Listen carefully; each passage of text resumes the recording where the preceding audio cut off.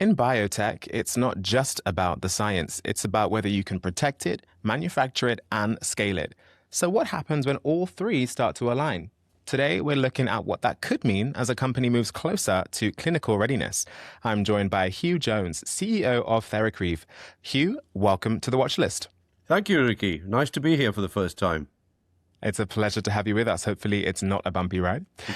Tell us, Hugh, you have secured a new process patent for your lead asset OX1, extending its exclusivity. How does that strengthen your positioning with potential partners and investors as you approach clinical readiness in 2026? It's worth reminding ourselves what OX1 is really about, and it's really about substance use disorders. And these are a very large problem society and for individual patients with high unmet medical needs. And in fact, the market for substance use disorders is already worth $42 billion a year, rising in the next 7 years to over $70 billion. So the prize is large. We are in late preclinical, as you said. So we have recently, through optimizing our manufacturing process, found a way to protect further. We already have patents going through to 2039. We now have submitted for a patent which would take us to 2046. What's that mean? Well, it means that in partnering, because our business model is to take assets to a certain stage in development and then partner them with larger companies, it means that the partnering is more attractive because there's more time left on the eventual market to access some of those many tens of billions. And alongside IP protection, manufacturing capability is another key piece of the puzzle.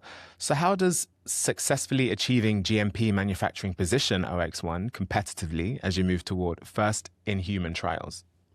Well, the standards, of course, to make a drug suitable to giving to human beings are very different to the standards that you need to use in a laboratory setting. They are much, much higher. There's much more documentation involved. And this is the first time we've attempted to make human-grade material. It's a scheduled part of the plan, but for the first time, and on first attempt, we succeeded to make 2 kilograms, in fact, rather more, 2.57 kilograms.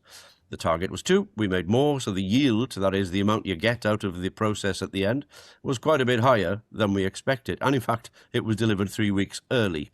That tells you we've got a robust, tractable, reliable manufacturing process, even at the top grade, human grade of material already. Before we've really finished preclinical development, we've made it ready so that when we hit the clinical world, material will be there for us. Wow, sounds like some really great progress going on there, Hugh.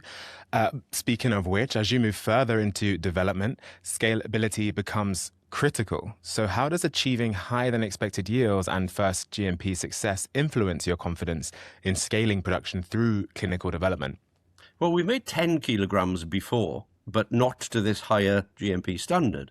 So we know we can scale it. We can scale it to massive amounts. 10 kgs is quite a lot of raw material. Previously, before starting this project at the beginning of 2025, we'd only made test tubefuls of it.